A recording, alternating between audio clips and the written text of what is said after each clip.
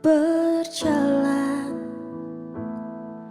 hanya di jalanmu, mendengar hanya suaramu.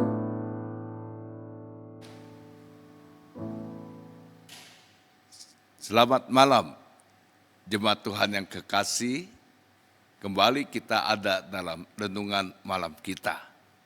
Biarlah kita mempersiapkan hati kita untuk belajar lagi dari kebenaran firman Tuhan. Mari sebelum kita melakukannya, kita berdoa lebih dahulu.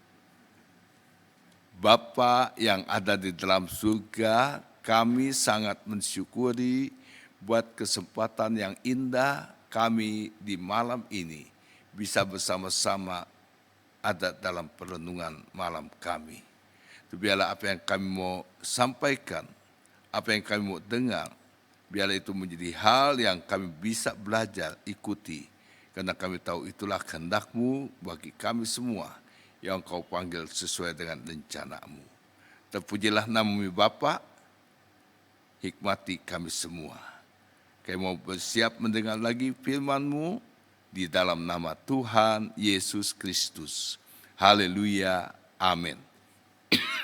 Puji Tuhan, malam yang indah kembali kita diingatkan kepada keteladanan Yesus. Ya. Dalam 1 Petrus 2, di situ kita melihat bagaimana Yesus memberikan teladan-teladan yang baik bagi kita. Mulai ayat 18 saja saya bacakan ya. Hai kamu hamba-hamba, tunduklah dengan penuh ketakutan kepada Tuanmu, bukan saja kepada yang baik dan ramah, tetapi juga kepada yang bengis. Sebab itu adalah kasih karunia jika seorang karena sadar akan kehendak Allah menanggung penderitaan yang tidak harus ia tanggung.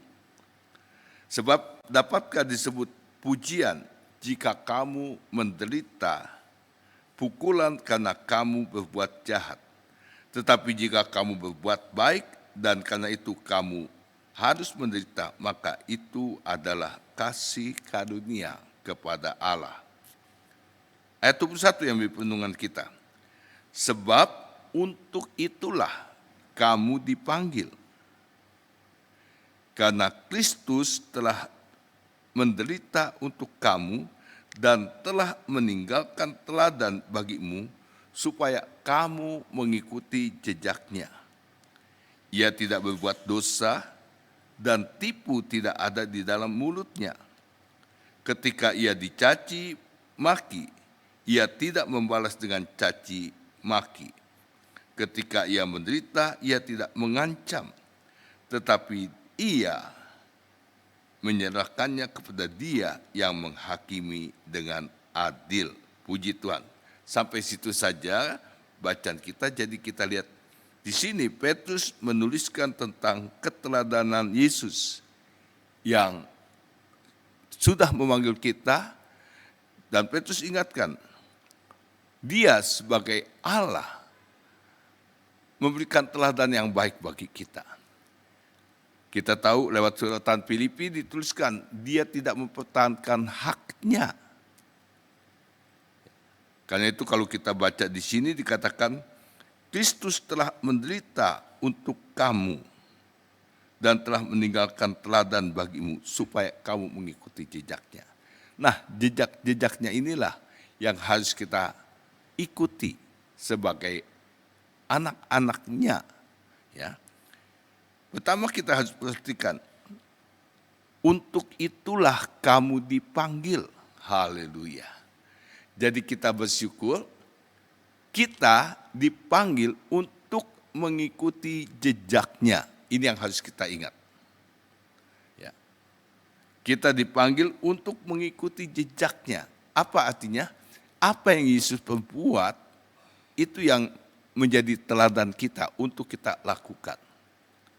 Dan kita sadar, terlalu banyak kalau kita perhatikan dalam Injil Matius bagaimana Yesus mengajarkan pengajaran-pengajarannya di atas bukit buat murid-muridnya. Memang bagi kita rasanya tidak mungkin. Tapi Petrus katakan itulah teladan yang dia berikan untuk kita ikuti jejaknya. Jadi memang untuk itu semua kita perlu pertolongan Roh Kudus agar kita dimampukan, saudara dan saya dimampukan, terlebih saat-saat kita menghadapi keadaan-keadaan yang tidak nyaman. Ya. Dan sekali lagi saya hanya berkata Tuhan tolong. Mengikuti jejak Yesus tidak gampang. Kalau kita perhatikan dalam Kisah Rasul 10 ayat 38,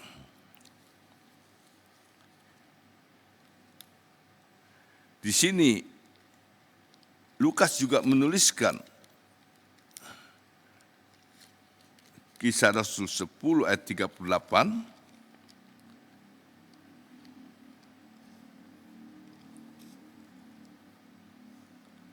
dikatakan di sini tentang Yesus dari Nazaret, bagaimana Allah mengurupi dia dengan Roh Kudus dan kuat kuasa. Dia yang berjalan berkeliling sambil berbuat baik dan menyembuhkan semua orang yang dikuasai iblis, sebab Allah menyertai dia. Jadi kita perhatikan di sini, dia berkeliling sambil berbuat baik. Ini teladan yang memang perlu kita perhatikan di hari-hari ini. Di tengah-tengah memang dunia sedang mengalami begitu banyak kesukaran dan tantangan. Tapi dia berikan teladan ini. Dia berkeliling sambil berbuat baik. Tuhan tolong kita ya. Walaupun keadaan kita mungkin ya boleh dikatakan tidak baik. Tapi kita dimampukan atau kita mau memampukan diri kita untuk tetap dapat melakukan yang baik itu. Ya. Dan hal-hal lain kita tahu kalau Tuhan percayakan untuk kita bisa menyembuhkan. Tuhan tentu juga kasih karunia-Nya buat kita, ya. Dan hal-hal yang lain. Tapi kita perhatikan inilah teladan yang kita bisa lihat di dalam firman Allah. Dia berjalan berkeliling sambil berbuat baik.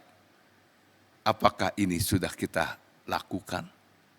Atau justru kita cuek menghadapi atau melihat keadaan-keadaan orang-orang yang sedang ada dalam keadaannya. Jadi saya katakan Tuhan tolong supaya kita dimampukan mengikuti teladan yang indah ini. Berkeliling sambil berbuat baik. Ya. Dan kalau kita baca juga dalam Matius pasal 5 terlalu banyak pengajaran-pengajaran yang Yesus ajarkan pada kita. Buat musuh kita dikatakan bukan untuk dibenci. Emang musuh membenci kita. Tapi justru bagi kita Yesus ajarkan untuk kita mengasihi musuh-musuh kita. Gak gampang ya. Tapi inilah teladan yang Yesus berikan. Contohnya, di tengah-tengah dia mengalami begitu banyak penderitaan, siksaan, aniaya. Ya. Tapi kita lihat akhirnya, di kayu salib, di saat-saat penderitaannya yang dahsyat itu, dia dapat berkata, Bapa ampunilah mereka. Haleluya. Apakah ini ada pada kita? Masih ada pada kita. Roh pengampunan itu, walaupun dikatakan musuh-musuh kita sudah membuat kita rasanya, ya, tapi apa yang Yesus teladani bagi kita adalah di kayu salib, di tengah penderitaan yang hebat, dia masih dapat berkata, Bapa ampunilah mereka. Jadi Tuhan tolong, hari-hari ini teladan yang kita dapatkan dari Yesus adalah bukan saja berkeliling berbuat baik, tapi juga memberikan pengampunan. Walaupun tidak mudah, tapi ini adalah jejak yang harus kita ikuti. Biarlah di hari-hari yang firman Tuhan katakan jahat ini, hati kita tetap terpelihara dalam kebaikan Tuhan. Sehingga kita mampu untuk tetap dapat melakukan yang baik, kita mampu dapat memberikan pengampunan. Tuhan berkati kita semua, karena kita tahu inilah yang Tuhan berikan pada kita untuk kita ikuti jejaknya. Tuhan memberkati kita semua. Mari kita berdoa. Bapa, kami sangat mensyukuri buat keteladanan-Mu bagi kami semua, di mana jejak-jejak-Mu adalah indah, dan firman Tuhan mengingatkan pada kami untuk kami ikuti jejak itu. Biarlah di hari-hari kami, khususnya di akhir zaman ini, di tengah-tengah begitu banyaknya tantangan-tantangan atau keadaan-keadaan yang memang rasanya tidak memungkinkan untuk kami berbuat baik, atau untuk kami dapat memberikan pengampunan. Tapi kami bersyukur kami punya Roh Kudus yang akan memampukan setiap kami dapat melakukannya di dalam kasih anugerah-Mu. Berkati umat-Mu dengan kasih sayang-Mu, dengan kesetiaan kepada Engkau, dengan ketakutan kepadamu, supaya kami semua dapat mengikuti jejak-jejak yang sudah Kau berikan bagi kami semua.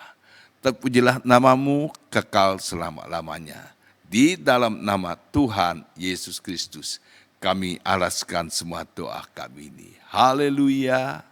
Amin. Puji Tuhan, Shoshanim bangkit, kuat, menang. Kobarkan terus api Pantekosta. Haleluya.